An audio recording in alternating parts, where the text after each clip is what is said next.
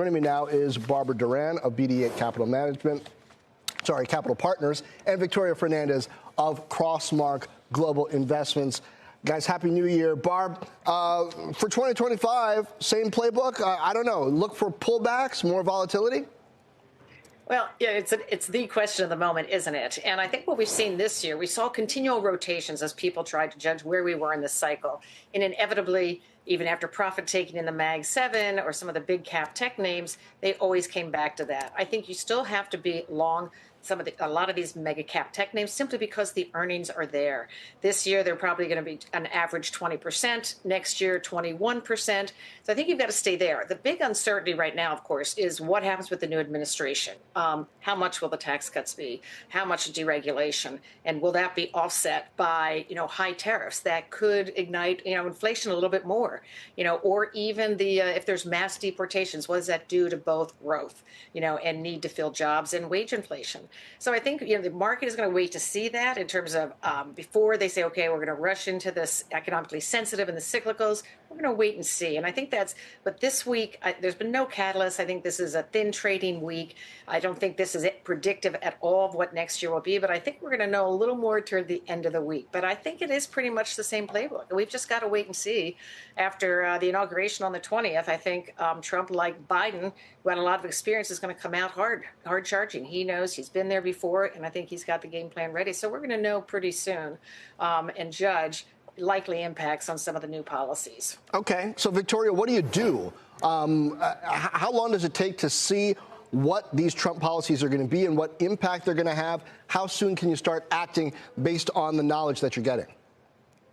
Well, I think there's some things you can look at pretty immediately after inauguration. I mean, there are going to be some executive orders that Trump can do in regards to the border, but other things are going to take a little bit longer, things that have to go through Congress in regards to tax cuts. That will take longer, but tariffs can go pretty much immediately as well. So you're going to have some elements there that are going to continue to cause the volatility that you and Barbara were just speaking about. And those are the things that I think you have to pay attention to right now in the near term. Lots of volatility going on. You're going to have that rotation happening. You're going to have up days and down days. So I think you look at some of the sectors that have been laggards this year and you start putting some money to work in those, or some that have consolidated. Financials is an area we've loved all of 2024. We continue to like it in 2025 as deregulation is coming. So you want to take advantage of that. The yield curve steepening, loan growth is going to be there. So I think you can go financials and even find some industrials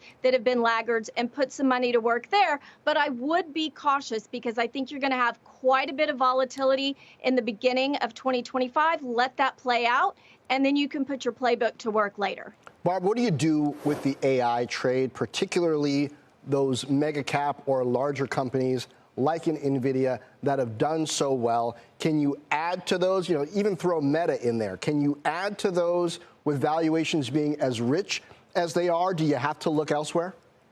Yeah, it's interesting. And a lot of people are talking about that. NVIDIA is sort of the child that's being spanked all the time here. But NVIDIA still looks like 50% growth next year. Yes, it's not going to be the monster growth we saw, but Blackwell is a real deal. We don't know the delays with how much that's going to impact a few months or a quarter.